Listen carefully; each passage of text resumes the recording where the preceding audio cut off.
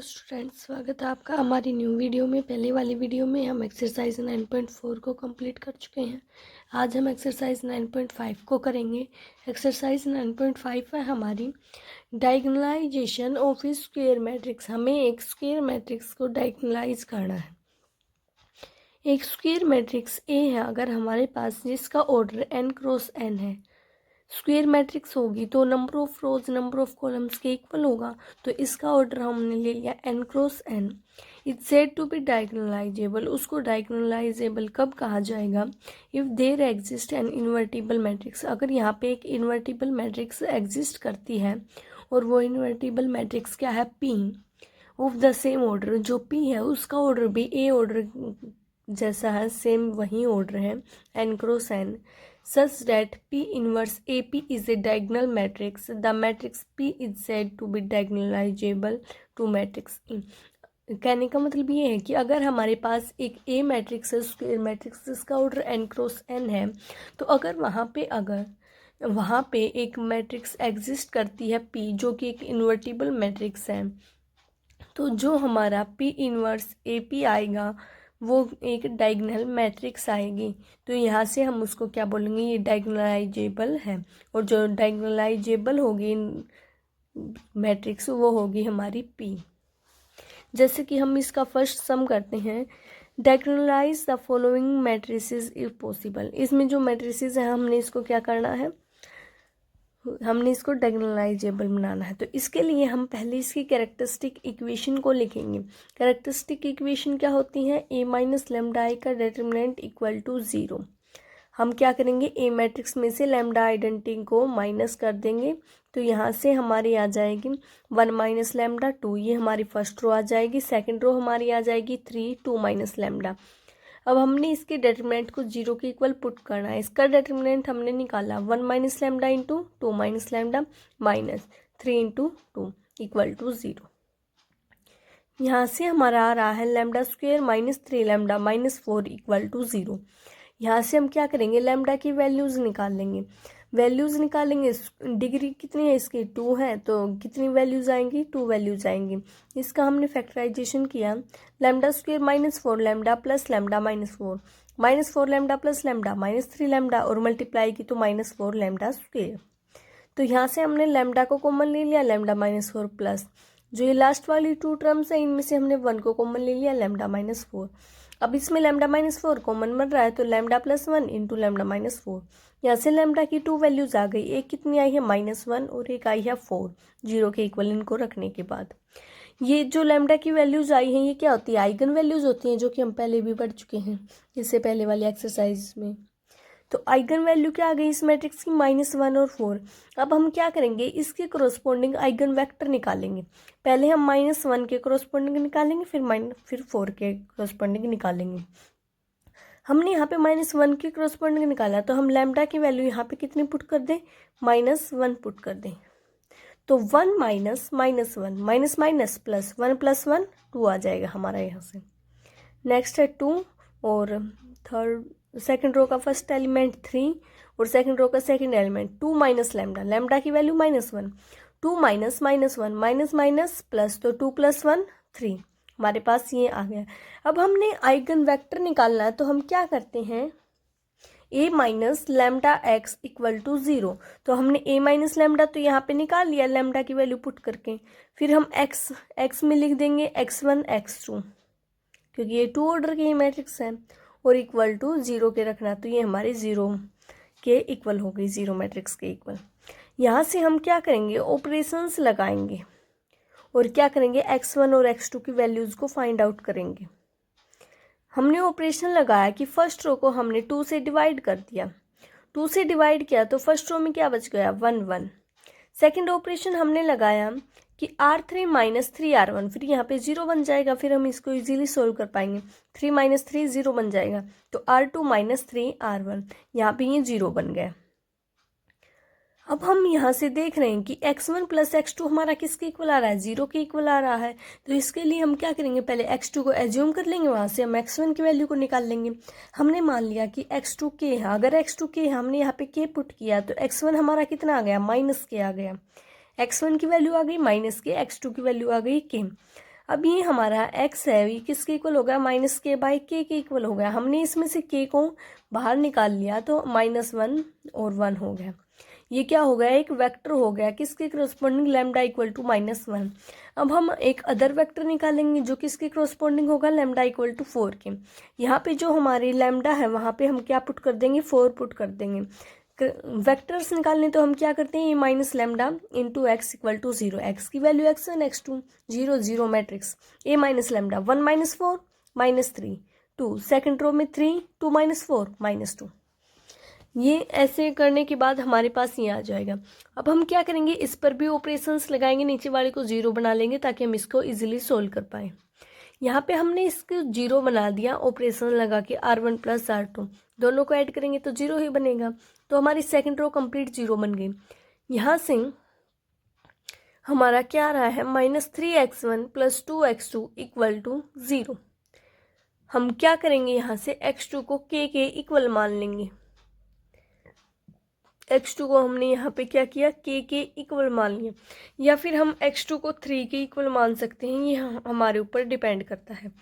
हमने यहाँ पे x2 को अगर k के इक्वल माना तो x1 की वैल्यू कितनी हो गई, x2 पे यहाँ पे k लिख दिया तो x1 की वैल्यू हमारी आ जाएगी 2k/3, -2k बाई -3 होगा, माइनस से माइनस कैंसिल, x1 की वैल्यू आ जाएगी हमारी 2k/3। तो जो आइगन वेक्टर है इसके क्रॉसपोंडिंग वो क्या हो जाएगा, k को अगर हमने कॉमन ले लिया तो हमारा ये आ जाएगा 2/3k इंटू k को हमने कॉमन ले लिया तो 2/3 इंटू 1। अब हमारी जो p मैट्रिक्स होगी, p मैट्रिक्स किससे बनाएंगे हमने पढ़ा था ना डायगोनलाइजेशन में कि एक p इन्वर्टिबल मैट्रिक्स होगी। जो भी हमारे आइगन वेक्टर आए हैं उनकी हेल्प से हम एक मैट्रिक्स बनाएंगे जो क्या होगी, p मैट्रिक्स होगी। आइगन वेक्टर की हेल्प से बनाई गई मैट्रिक्स को हम क्या बोलेंगे, p मैट्रिक्स बोलेंगे। तो हमने यहाँ पे p मैट्रिक्स बनाई, p मैट्रिक्स हमने यहाँ पे बनाई तो फर्स्ट आइगन वेक्टर क्या था, लैम्डा इक्वल टू -1 के क्रॉसपोंडिंग, ये था हमारा -1 और 1। तो यहाँ पे हमारा फर्स्ट कॉलम हो जाएगा -1 1। अब हम सेकंड के क्रॉसपोंडिंग देखेंगे तो हमारा आ जाएगा, सेकंड के क्रॉसपोंडिंग अगर हमने निकाला तो ये हमारा आ जाएगा 2 और 3। यहाँ पे 2/3 और 1 था, एलसीएम लेने के बाद हमने यहाँ पे क्या कर दिया, 2 और 3 कर दिया। अब हम क्या निकालेंगे, p के एडजॉइंट को निकालेंगे। इसके लिए इन्वर्स निकालना है ना हमने p का, p इन्वर्स AP डायगोनलाइजेबल होना चाहिए। तो इसके लिए हम क्या करेंगे, p के इन्वर्स को निकालेंगे। p इन्वर्स कितना होगा, adjoint of p by determinant of p। Determinant of p हमारा यहाँ से कितना है, -3 -2, डिटरमिनेंट ऑफ p है हमारा -5। अब हम एडजॉइंट ऑफ p निकालेंगे तो हम देखेंगे इसमें A11 फर्स्ट रो और फर्स्ट कॉलम को छोड़ के 3, तो ये हमारा आ जाएगा 3। A12 फर्स्ट रो और सेकंड कॉलम को छोड़ के -1, और A12 1 + 2 3 -1/3 -1, तो इसके आगे माइनस का सिंबल आ जाएगा। ये तो आप 12th क्लास में भी पढ़ चुके हैं एडजॉइंट ऑफ p निकालना। तो यहाँ से आप एडजॉइंट ऑफ p को निकाल लेंगे, फिर हम इसका क्या करेंगे, यहाँ से ट्रांसपोज करेंगे तो हमारा एडजॉइंट ऑफ p आ जाएगा 3 -2 -1 -1। अब हम p इनवर्स निकालेंगे। p इनवर्स क्या होगा, adjoint of p by determinant of p। तो एडजॉइंट ऑफ p लिखेंगे हम, और डिटरमिनेंट ऑफ p बाई में करना तो हमारा -1/5 हो जाएगा।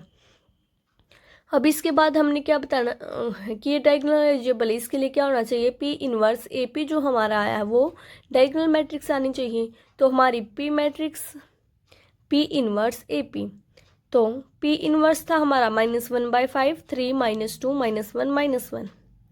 ये मैट्रिक्स थी हमारी 1 2 3 2, और p मैट्रिक्स थी -1 2 1 3। अब हमने क्या किया, इसको सोल्व किया। सोल्व करने के बाद ये तो हमारा p इनवर्स, इनकी हमने मल्टीप्लाई कर दी तो हमारे पास ये मैट्रिक्स आ गई। अब हम इसकी मल्टीप्लाई करेंगे, यहाँ से हमारी मैट्रिक्स बन जाएगी, फर्स्ट रो हो जाएगी -5 0 और सेकंड रो हो जाएगी 0 20। तो यहाँ पे बाहर 1/5, और 1/5 को अगर हम अंदर लेके जाए तो -5/5 -1 20/5 4। ये हमारी जो मैट्रिक्स है ये डायगोनल मैट्रिक्स आ रही है। तो इसका मतलब क्या है कि ये डायगोनलाइजेबल है।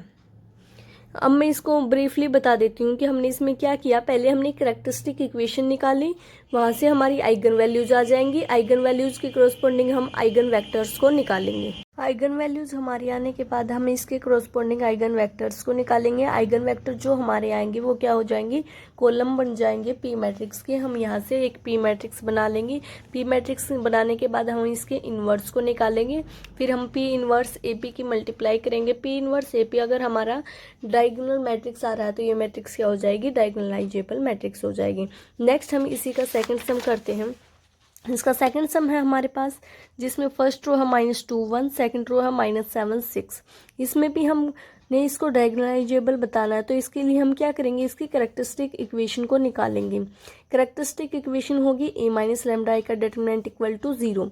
यहाँ से हम लैम्डा की वैल्यू को फाइंड आउट करेंगे। लैम्डा की हमारी यहाँ से दो वैल्यूज आ जाएंगी, -1 और 5। फिर हम उसके कॉरस्पॉन्डिंग आइगन वेक्टर्स को निकालेंगे। यहाँ पे हम लैम्डा की वैल्यू -1 पुट करेंगे तो यहाँ से हम क्या करेंगे, आइगन वेक्टर निकालेंगे लैम्डा इक्वल टू -1 के corresponding x1 x2 equal to 0। यहाँ से हमारे जो कॉरस्पॉन्डिंग वेक्टर क्या आएगा, 1 1 आ जाएगा। अब हम आइगन वेक्टर निकालेंगे corresponding to lambda equal to -5। 5 के कॉरस्पॉन्डिंग निकालेंगे तो हम यहाँ पे लैम्डा की जगह 5 पुट कर देंगे इंटू x इक्वल टू 0। तो यहाँ से हमारी जो x1 की वैल्यू है वो कितनी हो जाएगी, 1/7 है। x1 की वैल्यू 1 हो जाएगी, x2 की वैल्यू हो जाएगी 1/7। ये 1/7 है या 7/7। x2 हमारा 7 आ जाएगा और x1 हमारा कितना आ जाएगा, 1 आ जाएगा। x2 7 और x1 1, तो इसके कॉरस्पॉन्डिंग वेक्टर भी क्या होगा, 1/7। अब हम p मैट्रिक्स निकालेंगे जो क्या होगी, जो भी कॉरस्पॉन्डिंग वेक्टर्स आए थे उसके हम एलिमेंट्स को लिख देंगे। तो हमारी p मैट्रिक्स हो गई 1 1 1/1 और 7।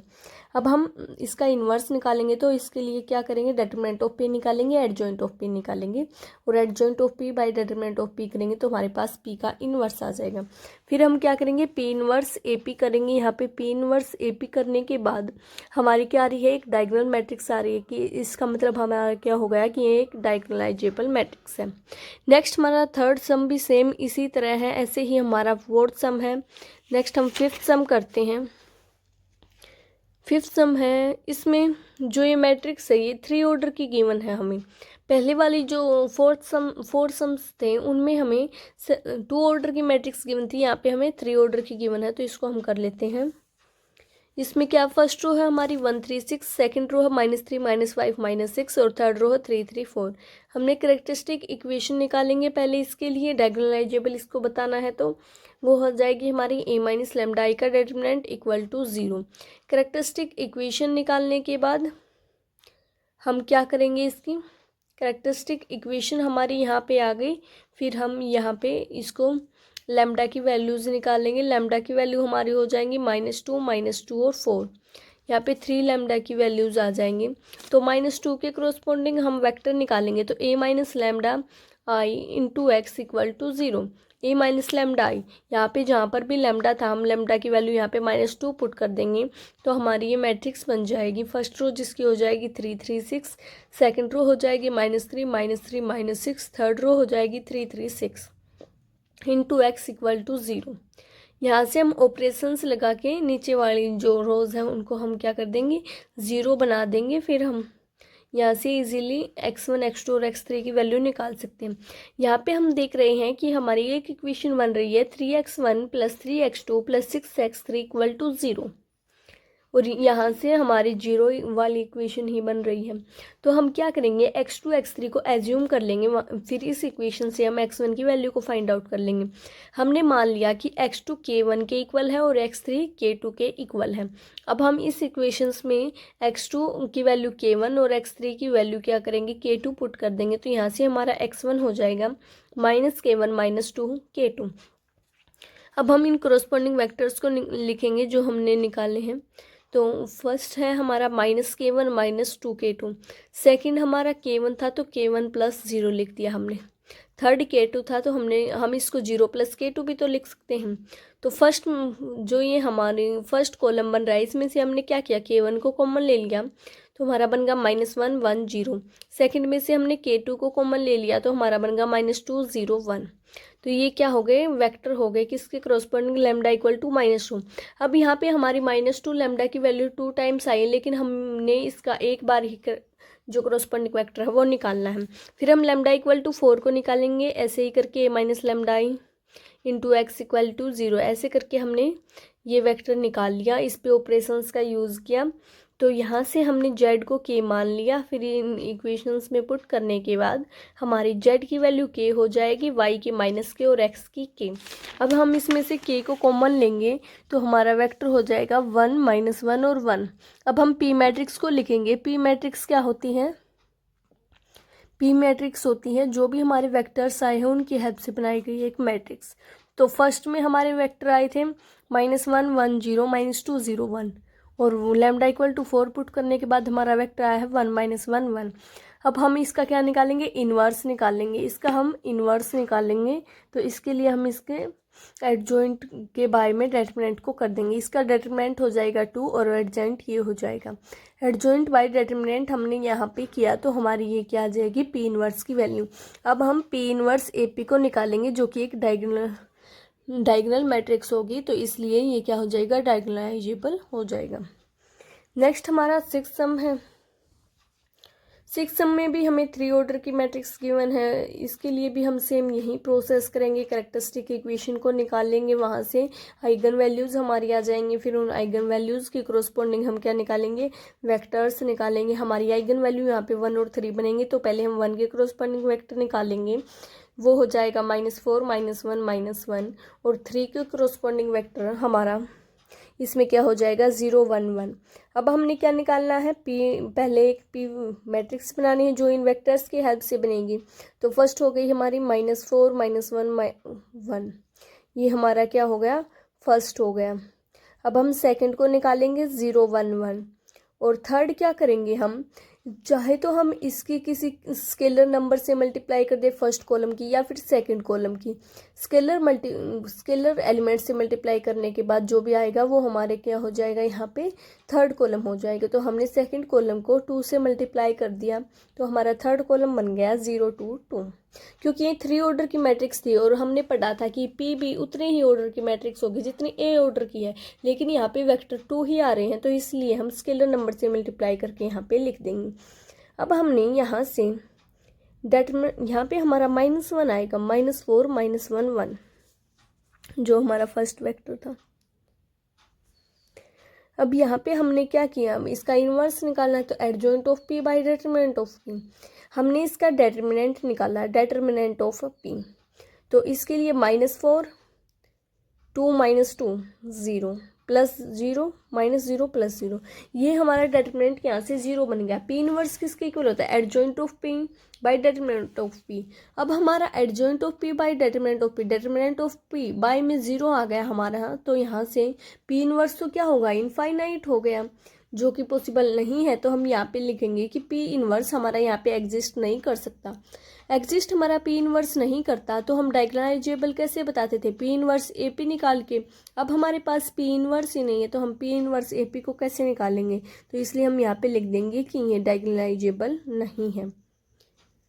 हमारा ये चैप्टर यहीं पे ख़त्म होता है। इसमें ये 5 ही एक्सरसाइज थी।